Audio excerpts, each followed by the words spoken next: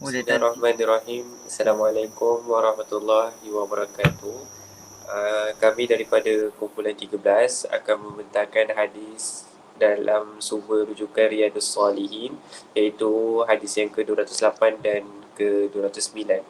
Saya akan menerangkan sedikit pasal hadis 208 dan seorang lagi ahli kumpulan saya akan menerangkan hadis 209. Okay. Pertama kita tengok matan hadis 208 Wa'an Mu'az radhiyallahu anhu qal, daripada Mu'az radhiyallahu anhu berkata, ba'asni Rasulullah sallallahu alaihi wasallam qal. Maksudnya dekat sini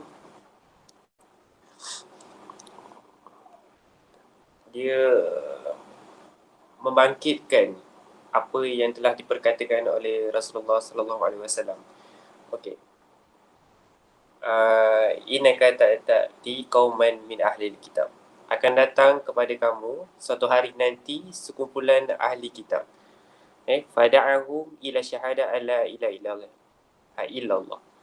Dan ajaklah mereka kepada syahadah, iaitu alla ilaha illallah, tiada Tuhan selain Allah.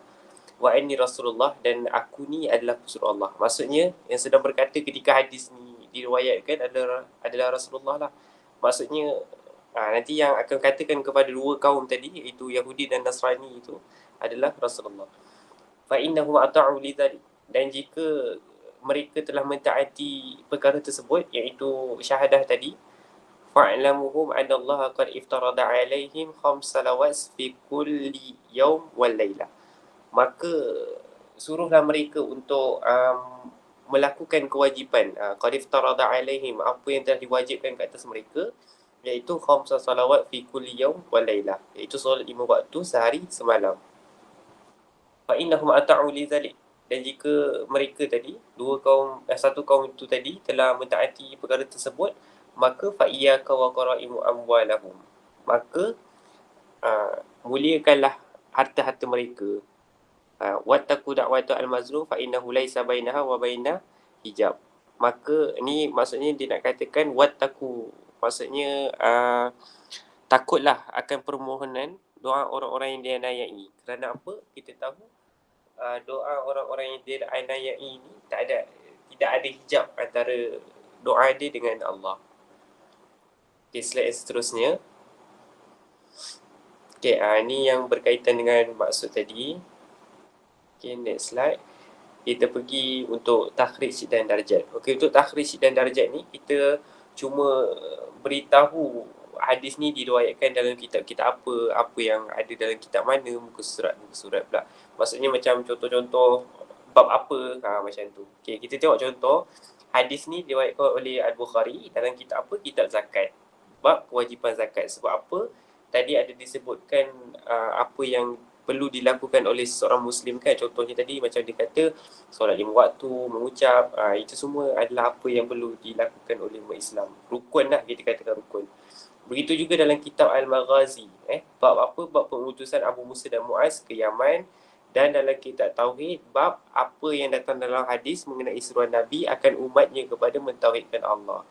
Sebab apa tadi? Allah pun menyuruh Nabi berkata kepada kaum yang datang tu tadi supaya mentaati Allah. Perkara-perkara yang disebutkan dalam hadis tadilah. Ia diriwayatkan juga oleh Imam Muslim dalam kitab Imam, bab perintah supaya beriman kepada Allah, Rasulnya dan hukum-hukum syariat agama serta berdakwah kepadanya.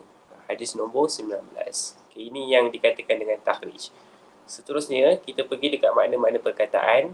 Makna perkataan kat sini yang pertama kita ambil adalah ahli kitab.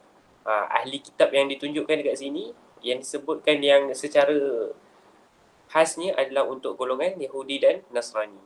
Yang kedua, muliakan harta mereka. Apa yang dimaksudkan dengan muliakan harta tu adalah memuliakan diri mereka sendiri. Okey. Maksud umum hadis, maksudnya hadis ni nak dikatakan dengan apa? Boleh dikaitkan dengan apa? Hadis ni merupakan satu nasihat dan perintah sebagai pendekatan kepada Allah dengan cara yang terbaik. Macam apa yang disebut dalam hadis tadi lah. Lepas tu juga hadis ni juga dia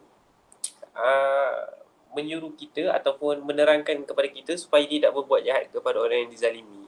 Sebab apa? Doa mereka tiada hijab antara Allah. seterusnya, kefahaman hadis kita ambil daripada 3 sudut, akidah, fiqh dan akhlak. Okay, kita tengok yang pertama dari sudut akidah. Okay, dari sudut akidah, hadis ini mengajak kepada agama yang satu. Tauhid lah, mentauhidkan Allah apa semua kan, iaitu agama Islam. Kita tahu agama Islam ni adalah agama yang suci lah dan agama rasmi, terutamanya kita yang dekat dalam Malaysia ni. Macam mana kita nak mentauhidkan agama dengan melakukan perkara-perkara yang diwajibkan oleh Allah dan meninggalkan segala larangannya.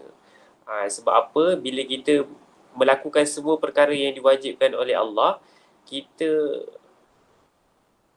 dapat menguatkan keimanan kita sebagai seorang umat Islam, dan juga kita boleh mengajak orang lain, iaitu golongan bukan Islam lah, untuk kembali kepada fitrah asal.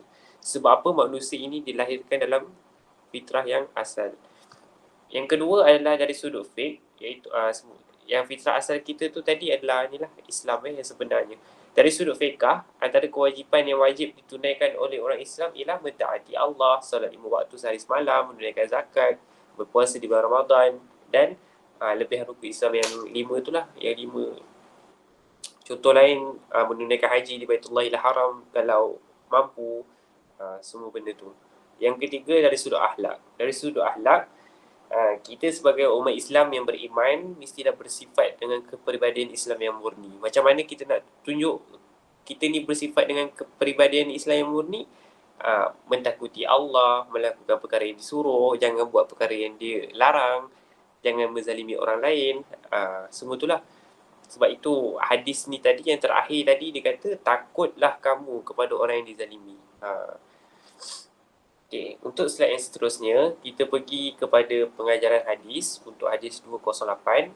Pengajaran yang kita dapat ambil kat sini adalah kita mestilah mengajak kepada melakukan perkara yang baik.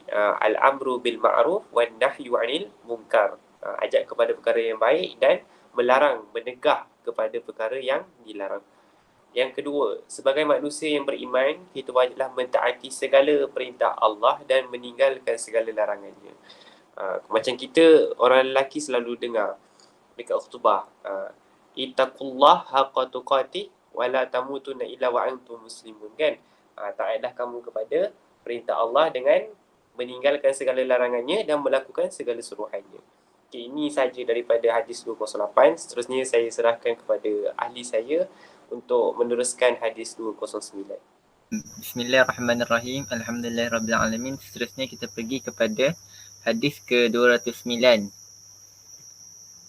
Wa an Abi Humaid Abdurrahman bin Sa'id as-Sa'idi radhiyallahu anhu qala asta'milu an-nabi rajulan min al-Azdi yuqalu lahu al-ibnul lu'biyati ala sadiqati falamma qadima qala hadha lakum wa hadha uhdiya ilayya faqama Rasulullah sallallahu alaihi wasallam ala al-minbar fahmidallah wa athna alayhi thumma qala wa amma ba'du fa inni asta'milu ar-rajula minkum ala al-amali mimma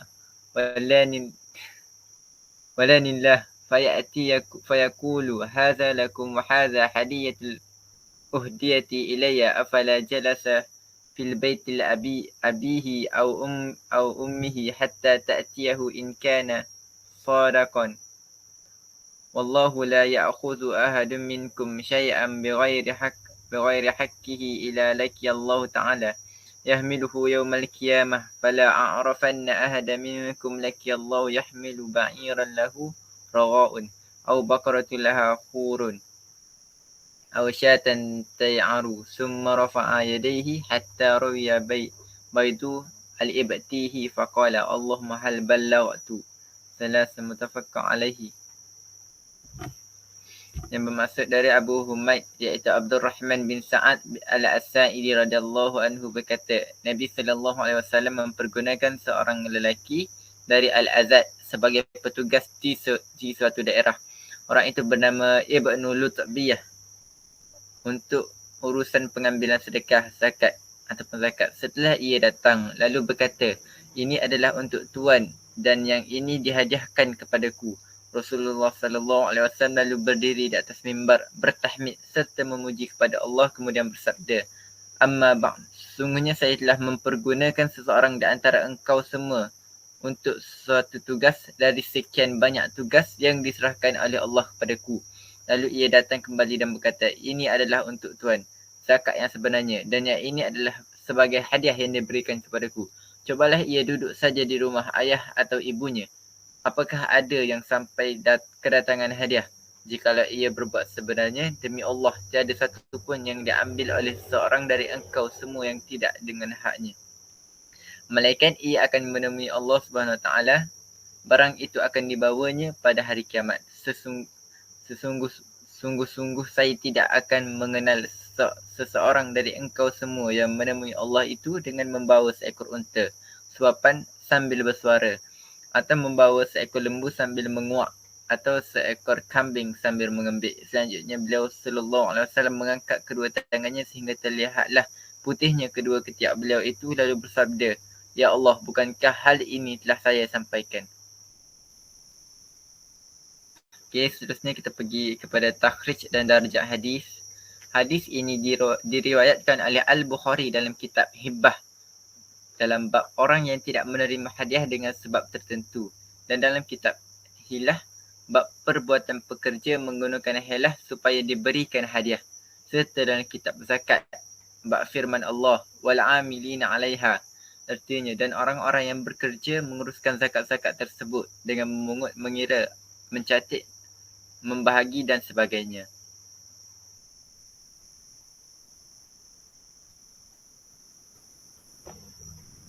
Okey, seterusnya kita pergi kepada makna-makna perkataan ataupun mufradat.